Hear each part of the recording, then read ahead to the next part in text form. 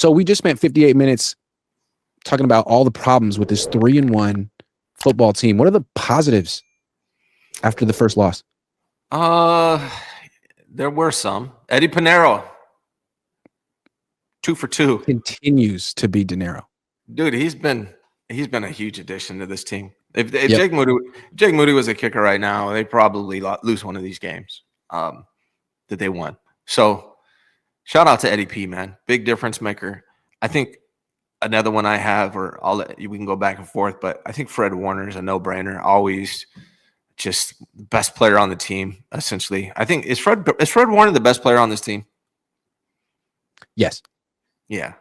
Yes. And I've never seen any defensive player play the ball as much like the peanut punch as well as Fred Warner does. I've never seen I don't think of any defensive player do that as well as Fred Warner does. He continues to just kind of carry this defense and lead this defense. So I got him.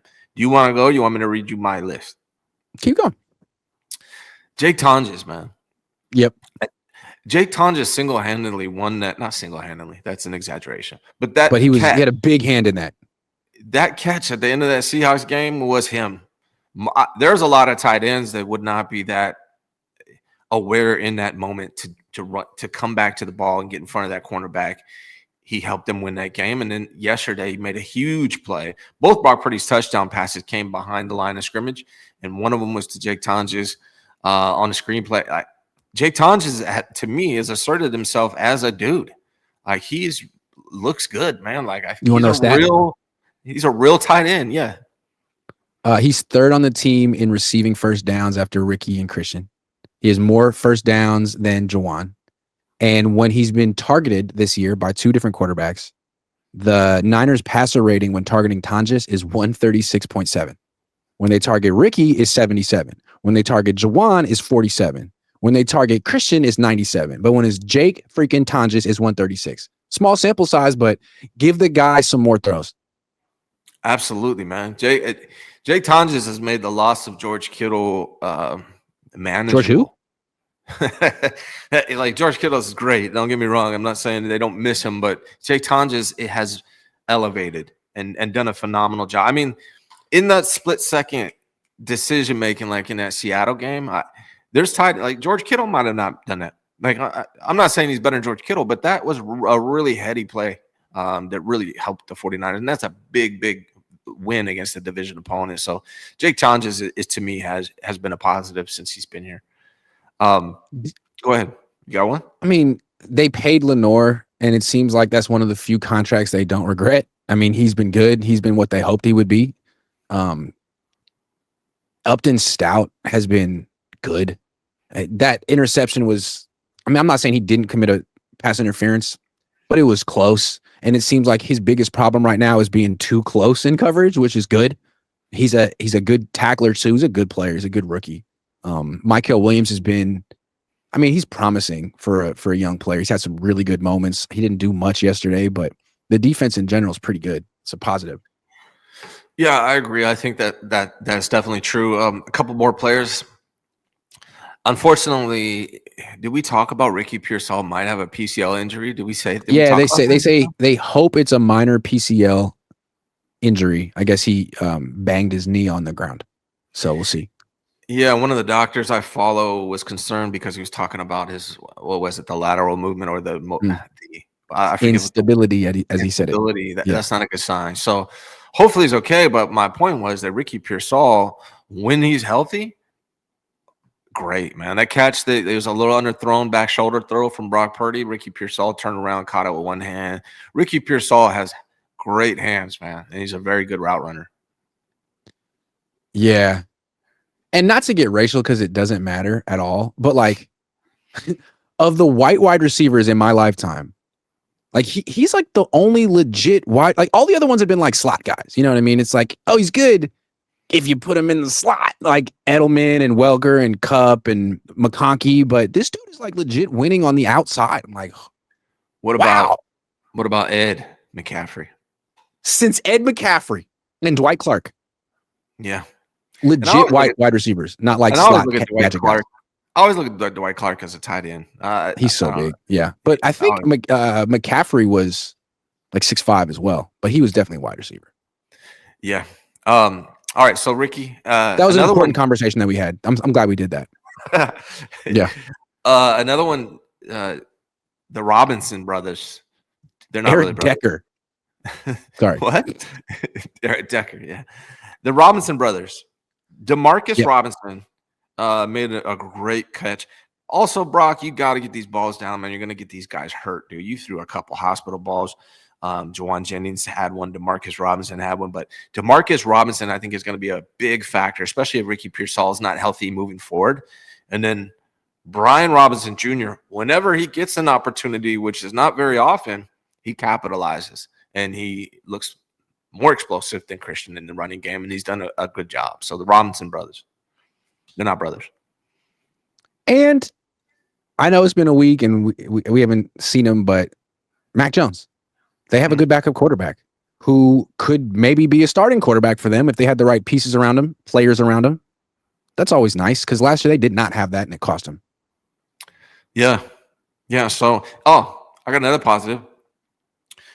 My guy, Malik Mustafa, will be back after when? Week 6 or 4 weeks? Yeah. They're going to open his practice window up, hopefully week 6. Kyle's so unprepared. Someone asked him, like, so what's up with Mustafa? He's like, I haven't really asked, but I think the plan is still for it to be week 6. It's like, okay, thanks. Why don't you go ask? Yeah, he can technically come off IR now, tomorrow, but being that the Rams game is Thursday, I think that's why you can expect him to be available hopefully in week 6. Owen Stoddard says tight end production hasn't really dropped since Kittle being out. He's a better blocker, but in the receiving game, Jake is doing great.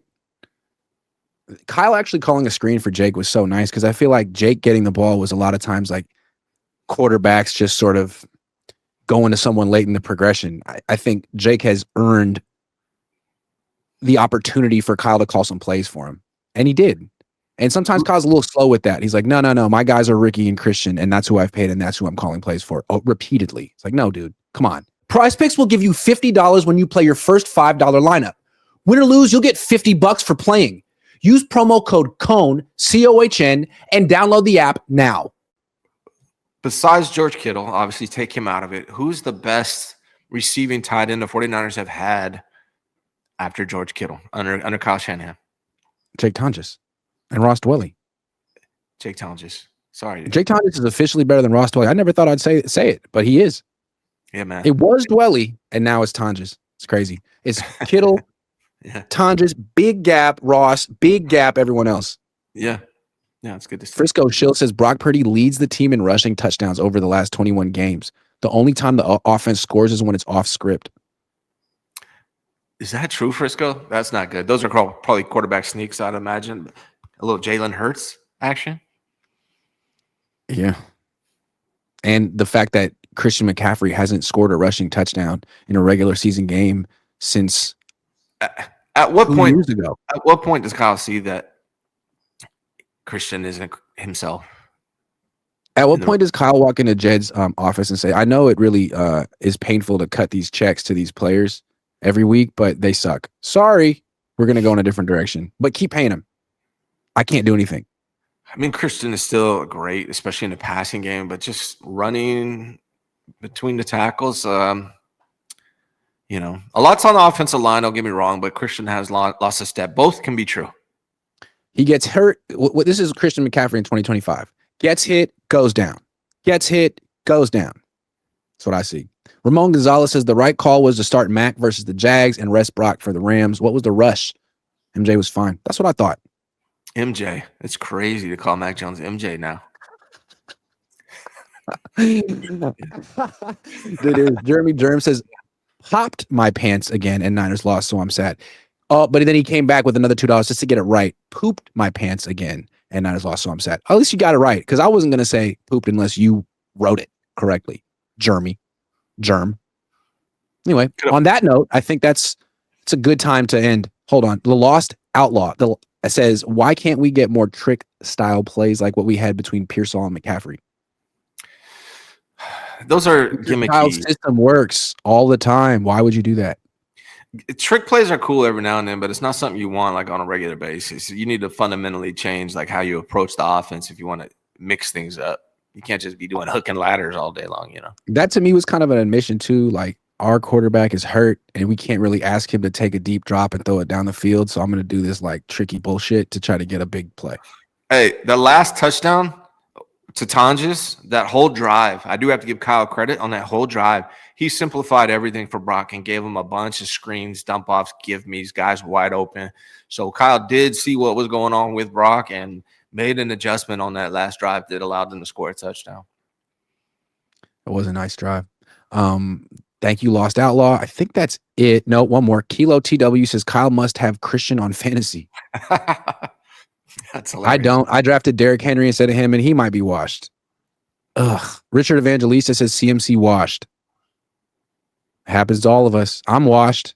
Ryan's not washed. Ryan's about to graduate. Yeah, man. I graduate college this year at the age of 40, or this week at the age of 46. That's so cool, man. That's really cool. Have you enjoyed the process of going back to school and taking classes? I something I want to do. I miss taking classes and getting grades and having assignments. Yeah, man. I'm not honestly like I have my own real estate business that supports me, but I'm doing it because for coaching because I want to be the best coach that I can be. So, and I'm loving it. Like I'm getting my bachelor's of science psychology. I'm getting my master's of teaching, and I'm honestly I'm going to go after my doctorate, just because I'm loving getting educated, learning new things at my old ass age.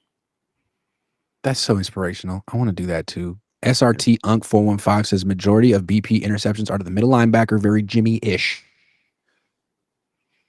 Yeah, Luis Medeiros says, where in the world is Nick Martin? He is Inactive. Not activated. Yeah. Yeah. Kevin Spencer says, LOL, anybody that thought Purdy was worth that much money, same goes for Ayuk. Just straight up LOL. Kevin is somewhere laughing at everyone. 4-man front every Wednesday, 5 p.m. only on Patreon. Make sure you guys go join us. Right. And I'm going to dial up some things this Wednesday for you, Jesse, and Coach. So don't miss this episode. It's a good show. We got a lot of people subscribed already. Come join the party and support your content creators that you watch so often. Ryan, good stuff. Thank you very much. Everyone, be safe.